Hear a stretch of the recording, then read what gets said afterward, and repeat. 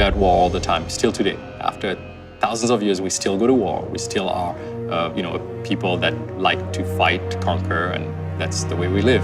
One thing that we thought at the very beginning was, what if war wasn't against one society against another, one religion against another, one people against another people? What if you segmented the race that we are and formed something that is partly us, but not really like us? The half-breeds were formed out of that. By this point, hundreds and hundreds of years of struggle has already kind of occurred between humans and the half-breeds. Basically, our story kind of paints them as another top-tier predator, just like man is. The half-breeds are based on lore that exists from stories that were told in different countries, in different civilizations, societies. In our world, werewolf is something that came from a lore that they probably believed in thousands of years ago, when it actually was a half-breed, an evolution of mankind. They still are, I would say, anatomically similar to humans, but they have, they're much taller, they're bigger, they have hides that are thicker, their musculature gets slightly augmented.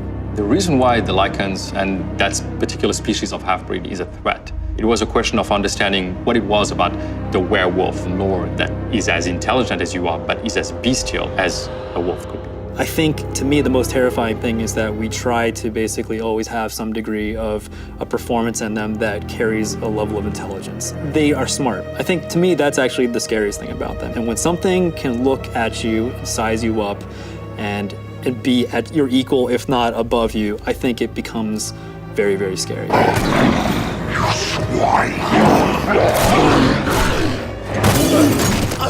We really tried to capture the right balance of both human lupine anatomy and that level of imperfection that makes it not feel like this kind of action-y comic book creature, and much more like this is a creature that could have existed that we just haven't seen yet. The anatomy has to be right. If it doesn't look like it's built for the purpose that it needs to serve, it's gonna look kind of artificial. You don't want something to look like a man in a suit. You don't want something to just have weird kind of bones jutting out of it just because that looks cool or scary. Also trying to retain a sense of the person. We didn't want this magical transformation from specific guy to generic scary creature. We wanted a sense of who that person was, still kind of transferred into the Lycan anatomy.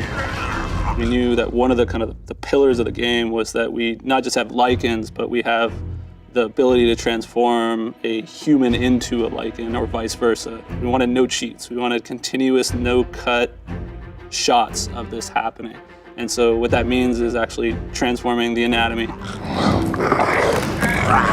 The blood from the heart through the veins and arteries. You kind of see this chest expansion as if maybe the lungs, the rib cage, and then all the rest of it as it's being carried through the blood kind of moves outwards to the extremities. The hips, the pelvis. The big toes of the humans actually morphs and migrates back to the dew claw. Everything is very, very different from how the thing is structured. Finding 3D topology that allowed us to achieve that was quite a process. And then the hair growth was another challenge. As they're transforming, a mostly bald human is now transforming into a very hairy dog, cat-like creature.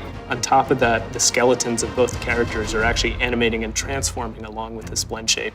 On top of that, the materials are animating and blending between the human state, sort of an in-between transformation state, and the Lycan state without any tricks or gimmicks. I think that's something that people are going to be really kind of excited about. There's that moment where you're like, oh man, turning into a Lycan, that's awesome. And so we wanted to make sure we play that up.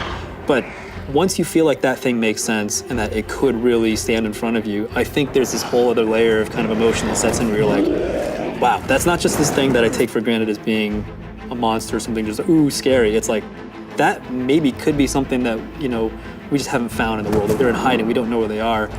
It's always a struggle because everybody was like, should we push it a little more? It's like, no, guys, let's make it believable. Let's keep it in the realm of what people are gonna say. You know what? I don't believe in them, but if I did, that's what I would have believed.